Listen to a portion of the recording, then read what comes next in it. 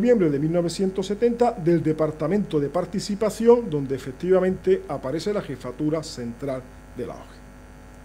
¿Qué era la OGE? La OGE se definía como una organización juvenil del movimiento que no era ni asociación, ni en el régimen general, ni en las asociaciones del movimiento, ni asociación del movimiento era. La personalidad jurídica recaía en el movimiento nacional según su ley orgánica, así como su autonomía patrimonial. Esto va a ser muy importante porque, como hablábamos en Madrid, esto nos fastidió bastante y ahora veréis por qué. Porque no teníamos patrimonio, por mucho que se empeñaran los otros. Yo les invito a ver la hemeroteca porque este Real Decreto de 1977 lo que hace es la reestructuración de todos los órganos del extinguido movimiento nacional a la administración. Y aparecen las juventudes comunistas, las juventudes socialistas, todas las entidades políticas reclamando el patrimonio de la OGE.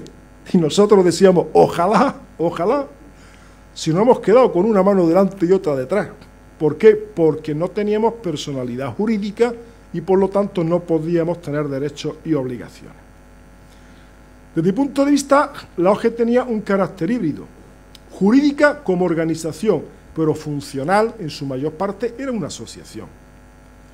No sujeta a la ley de asociaciones del 64, sin embargo, los Scouts de España ya venían desde la Asociación de Exploradores de 1912 y sí se les dejaba como asociación. También, seamos honestos, poco pintaban, ¿no?, en aquella época. No eran objeto.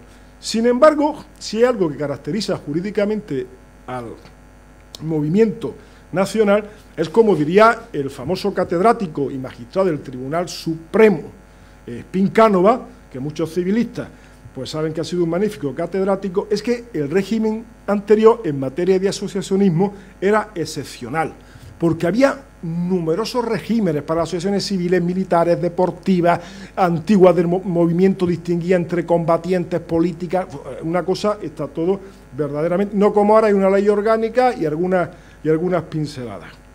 Por lo tanto, la OGE, decimos, era unas veces asociación, otras veces como organización. Yo me hago la siguiente pregunta. ¿Por qué la OGE no fue nunca una asociación, pero ni siquiera del movimiento?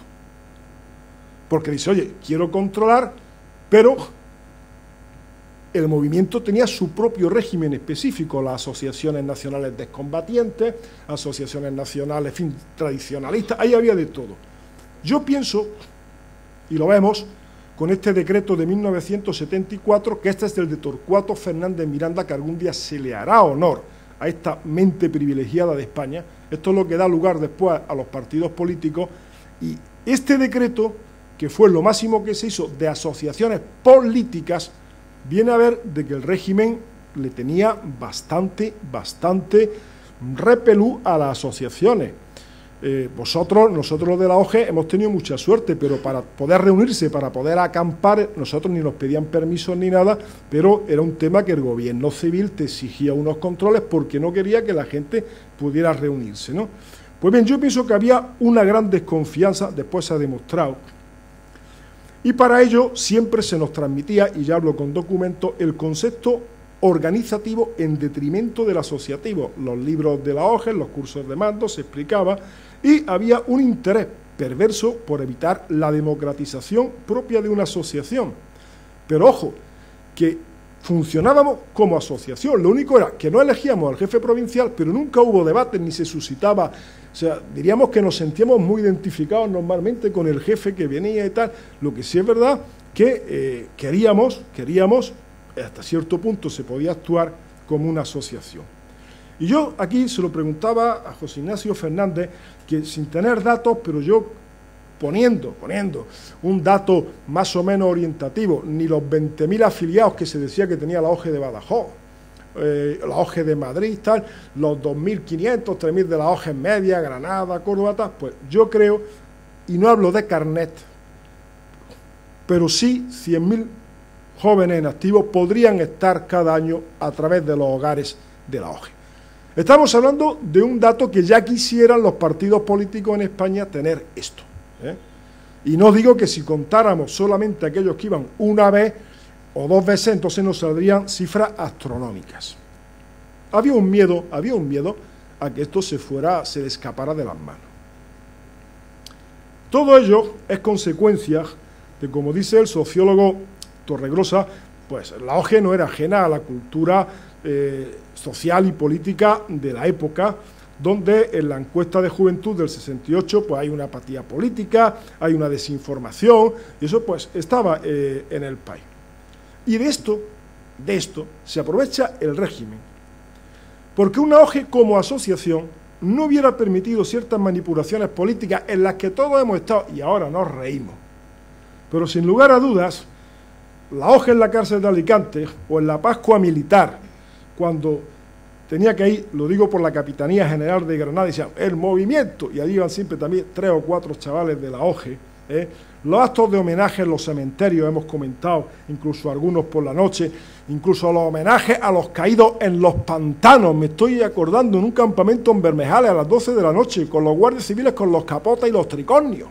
Homenaje a los caídos en los pantanos. Es decir, una serie de cosas que tocaban, que hoy día, pues, bueno, pues España era así y nosotros por eso no vamos a negarlo.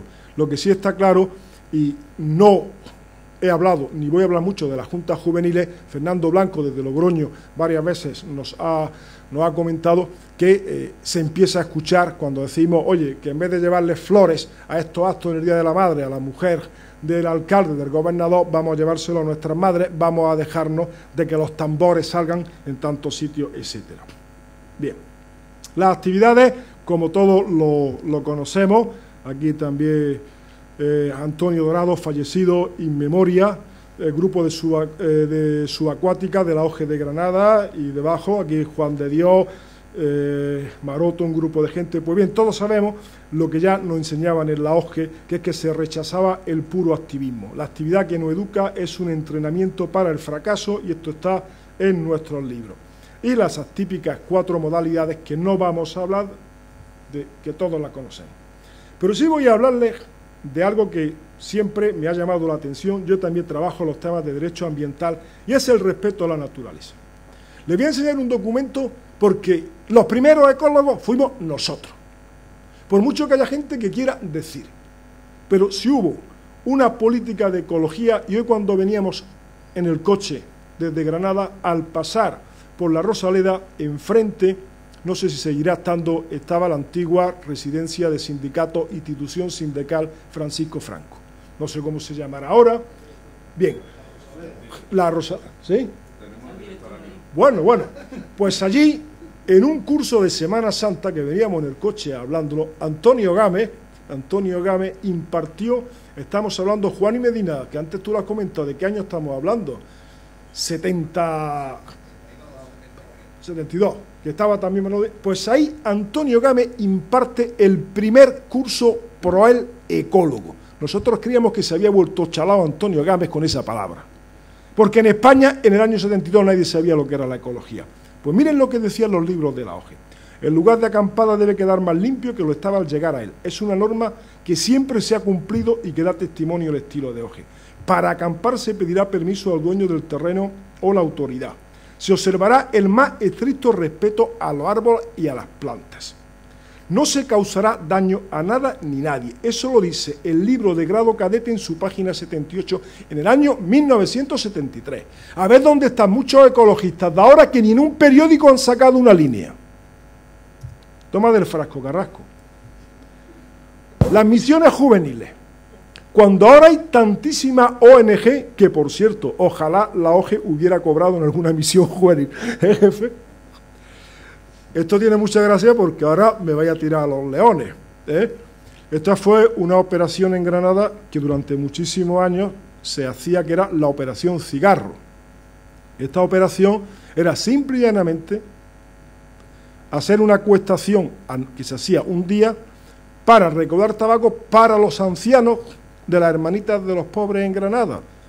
Hoy día no hubieran, vamos, bueno, en aquella época no había nada de nada y lo único era hacer feliz a los ancianos que no tenía el asilo que gastarse ni un duro, ¿no? Y toda la ciudad colaboraba. Pues bien,